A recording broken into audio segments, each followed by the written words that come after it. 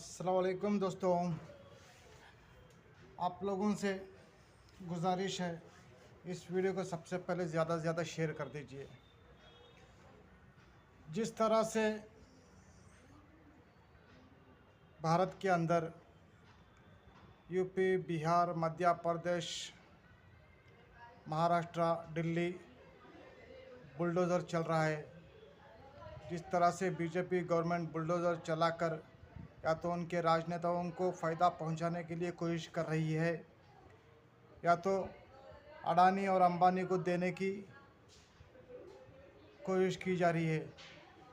ऐसे बहुत सारे मेरे वक्फ बोर्ड की ज़मीन भी अडानी और अंबानी को देने की कोशिश की जा रही है बीजेपी सरकार। ये तो बीजेपी सरकार का मामला है। हमारे कांग्रेस के हाईकमान कहते हैं दो विचार की लड़ाई है, एक मनुस्मृति, एक संविधान की। तो मैं राहुल गांधी से सवाल पूछना चाहता हूँ, कर्नाटक के अंदर आप ही की तो सरकार है, आप ही की सरकार में जिस तरह से बीजेपी गवर्नमेंट विदाउट नोटिस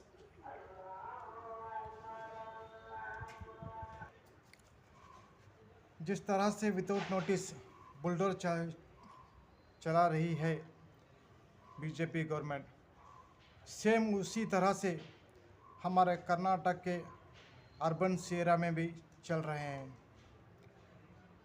आप लोग सब लोग जानते होंगे, आज से कुछ दिन पहले हमारे हिटके फैक्ट्री कोगिलो के अंदर जो फ़कीर लेआउट है, वहाँ पर मुसलमानों के घरों को तोड़ा गया।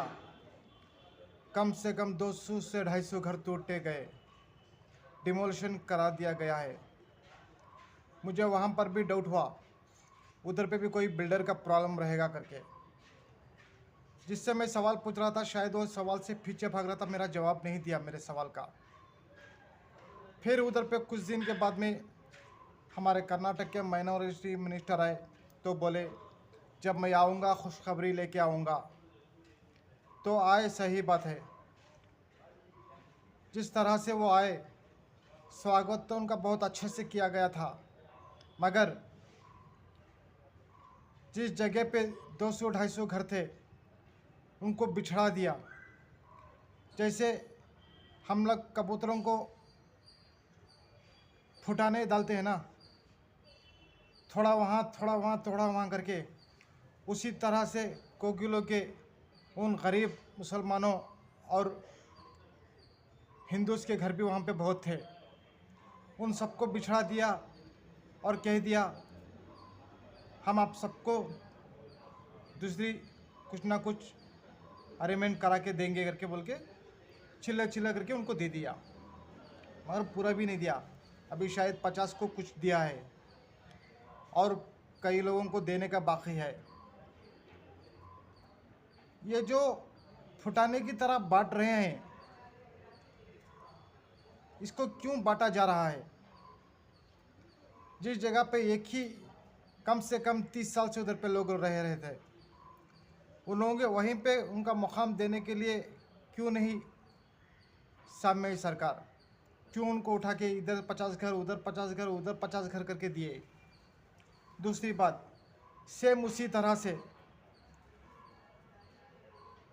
आज फिर एक time without notice direct bulldozer का एक्शन हुआ है। हमारे तनीसंद्रा मेन रोड गुप्ता लेआउट के अंदर, इधर पे कम से कम 100 घर हैं, 100 घरों को डिमोलिशन कर दिया गया है।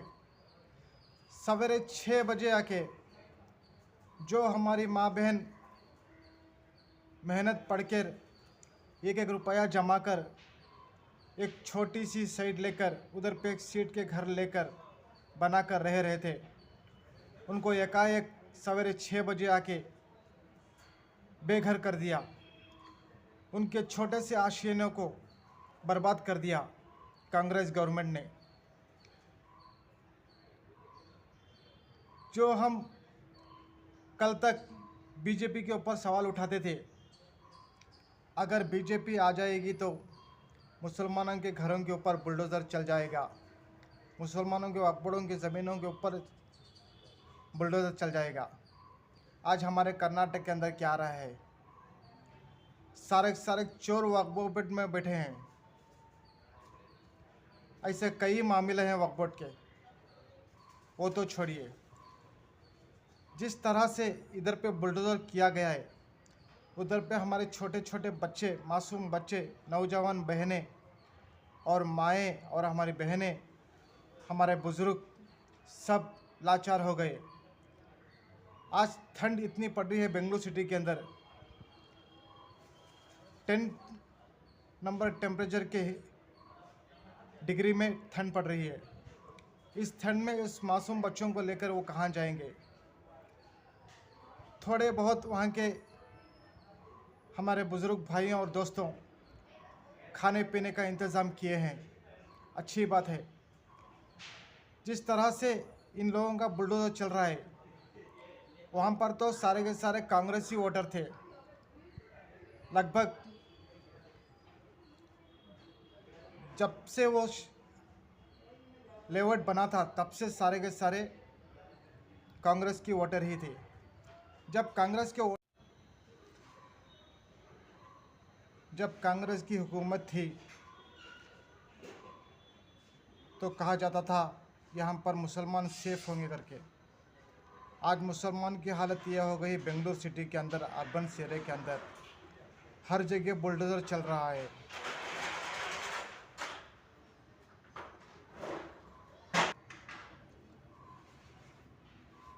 पहला बुलडोज़र हमारे Nagawara main road काड़घोनली railway gate के पास बुलडोज़र चला। वहाँ पर करीबन 50-60 घर विदाउट नोटिस मार के तोड़ दिए। दूसरा बुलडोज़र हिटके फैक्ट्री कोगिलो फ़कीर लेआउट, वहाँ पर बुलडोज़र चला विदाउट नोटिस। कम से कम 200-250 घर।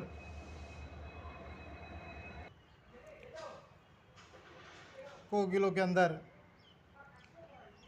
फ़कीर लेआउट 200-250 घर मार के तोड़ दिए। वहाँ पर भी लगभग 1,500 से 2,000 आदमी बेघर हो गए।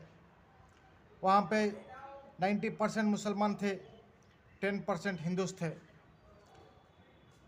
और तीसरा तनीसंद्रा मेन रोड गुप्ता लेआउट के अंदर कम से कम, वहाँ पे मैंने ग्राउंड रिपोर्टिंग की है, 100 घर मार के तोड़े हैं। कई बच्चे, कई औरतें, कई हमारी बहनें, कई बुज़ुर्ग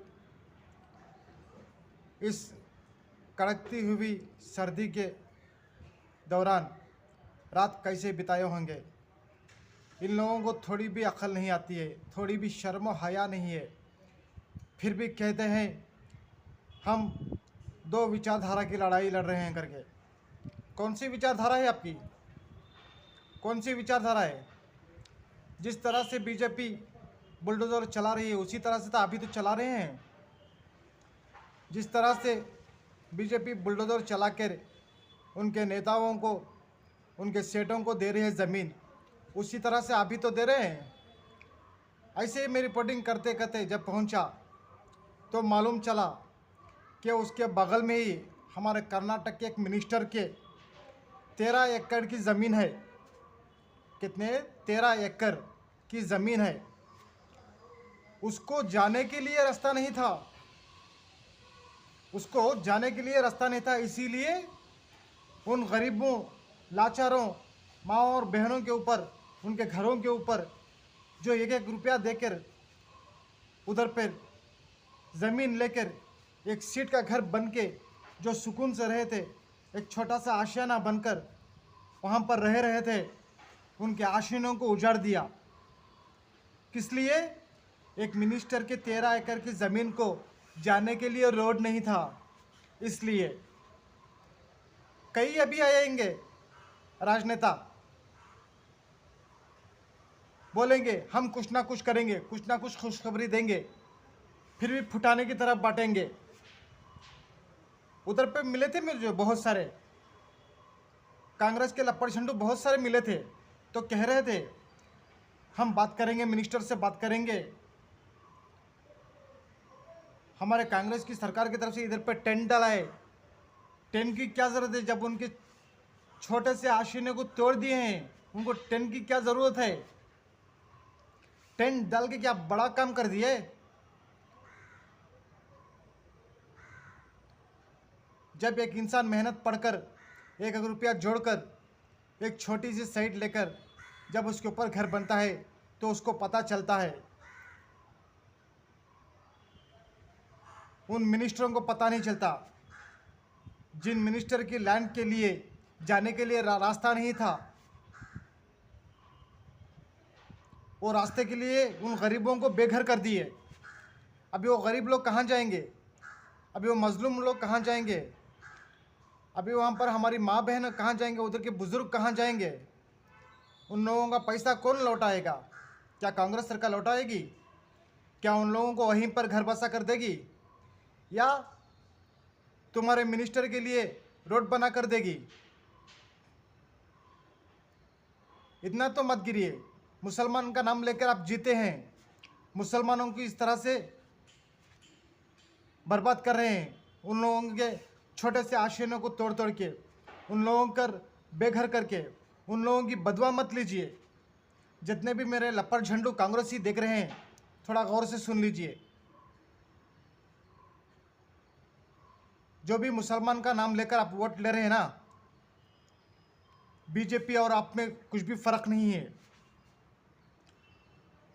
बाद में आप बोलेंगे ये सरासर इल्ज़ाम लगा रहे हैं। ये भाई, मैं इल्ज़ाम नहीं लगा रहा हूँ, खुद वहाँ की आवाम इल्ज़ाम लगा रही है।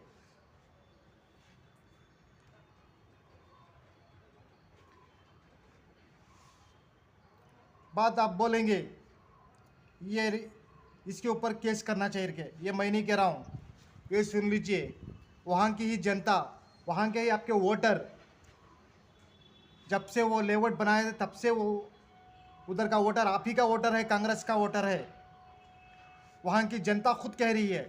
ये सुन लीजिए, ये सुन लीजिए जवाब। इसके बगल वाली ज़मीन किसकी है के जवाब सुन लीजिए। सुनिए, पूरी वीडियो देख लीजिए।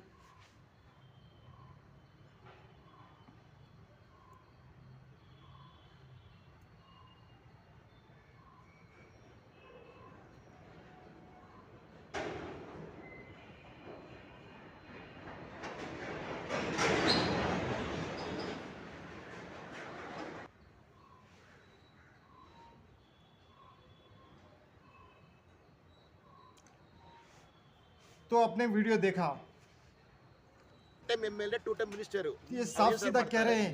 ಅವರೇ ರೆವಿನ್ಯೂ उधर पे इलेक्ट्रिक बिल है, ಸ್ಪಾಟ್ ಬಂದಿಲ್ಲ ಸರ್ खाता खंदाया बन के हैं, बैटरमैन चार्ज बन के हैं, ಬಂದು ಡೆಮಾಲಿಷ್ ಮಾಡಿದ್ದಾರೆ जमीन पैसा लेके खरीदे हैं। ಬಂದ್ಬಿಟ್ಟು ಅಬ್ಜೆಕ್ಷನ್ ಮಾಡಿದ್ದು ಅವ್ರು ಅಲ್ಲಿಂದ ಎಮ್ಎಲ್ಎ इन लोगों की आवाज कौन सुनेगा? ಮೀಡಿಯಾದಲ್ಲಿ ಹೇಳ್ತಾರೆ क्या कांग्रेस सरकार सुनेगी? 30 ವರ್ಷ ಬಿಡಿ ಗೊತ್ತಾಗಲ್ಲ ಅವರಿಗೆ ಇವತ್ತು इन लोगों के ಅವ್ರಿಗೆ छोटे से आशयों को उजाड़ने वाली ही कांग्रेस सरकार है। ನಾವೇನು ಸುಳ್ಳು ಹೇಳ್ತಾ ಇದೀವ ಸರ್, ಸತ್ಯನೇ ಹೇಳ್ತಾ ಇರೋದು। ಎದುರಿಗೆ ನಿಂತಿದ್ದೀವಿ, ನೀವೇ ನೋಡ್ತಾ ಇದ್ದೀರಾ। फिर भी बोलते हैं हम मुसलमानों के रहनुमा बन के आते हैं करके। ऐसे रहनुमा बनते हैं क्या? ನಾವು ನಮ್ಮ ಮನೆ ಇಲ್ಲೇ ಸರ್ ಇದೆಲ್ಲ ऐसे गरीबों के ऊपर घर चलाते हैं? ऐसे गरीबों के छोटे से आशयों के ऊपर बुलडोजर चलाते हैं? ಹೋರಾಟ ಮಾಡ್ತಾ ಇದ್ದೀವಿ। मैं पहले से कह रहा था, ಅಲ್ಲ ಈ ತರ 2004 ನಾವೇ ये ಎಲ್ಲ ಓಡಾಡ್ತಿದ್ದು ಏನು ಇರಲಿಲ್ಲ। बीजेपी और कांग्रेस एक ही प्लेट के चट्टे बट्टे हैं। ಕಾಂಪೌಂಡ್ಗಳು ಹಾಕೊಂಡವ್ರೆ, ದೊಡ್ಡ एक कांग्रेसी पीछे से वार करते हैं, ಮನೆ ಕಟ್ಕೊಂಡಿದ್ದೀವಿ, ಶೀಟ್ ಮನೆಗಳನ್ನ ಅಂತಲ್ಲಿ ಬಂದ್ಬಿಟ್ಟು बीजेपी सामने से वार करती है। बस उतना ही फर्क है। मुसलमानों को पकड़ो, जेल में डालो, बिना वजह जेल में डालो। कोई पुलिस स्टेशन में ठीक से सुनवाई नहीं करेगा, ठीक से कोई रिपोर्ट नहीं लिखेगा स्टेशन के अंदर। एक मुसलमान जाता है जब कंप्लेंट लिखाने तो उसकी बात कोई ढंग से सुनता ही नहीं है। अभी कोगिलों का भी खस्सा चल रहा है, देखेंगे वो भी क्या होता है करके। पूरा कोगिलों की बस्ती को तो पूरा उजाड़ दिया उन लोगों ने, कांग्रेसी सरकार ने। अभी तनी संद्रा के गुप्ता लेआउट को भी उजाड़ दिया है। अभी देखेंगे इधर पे बहुत बड़े बड़े आदमी लोग आ रहे हैं, जो कांग्रेस के लपड़ झंडू आ रहे हैं। देखेंगे क्या करेंगे, आपको मैं कंप्लीट रिपोर्ट देता रहूँगा। अगर थोड़ी भी शर्म होया है, इस हमारी बहन की थोड़ा बात सुन लीजिए।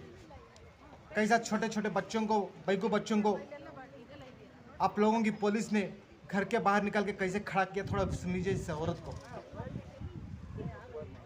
ನಿನ್ನೆ ಬಿಡಿಎ ನಡೆಸಿದಂತಹ ತೆರವು ಕಾರ್ಯಾಚರಣೆಯಲ್ಲಿ ಸುಮಾರು 40ಕ್ಕೂ ಹೆಚ್ಚು ಕುಟುಂಬಗಳು ಬೀದಿ ಪಾಲಾಗಿರ್ತಕ್ಕಂಥದ್ದು.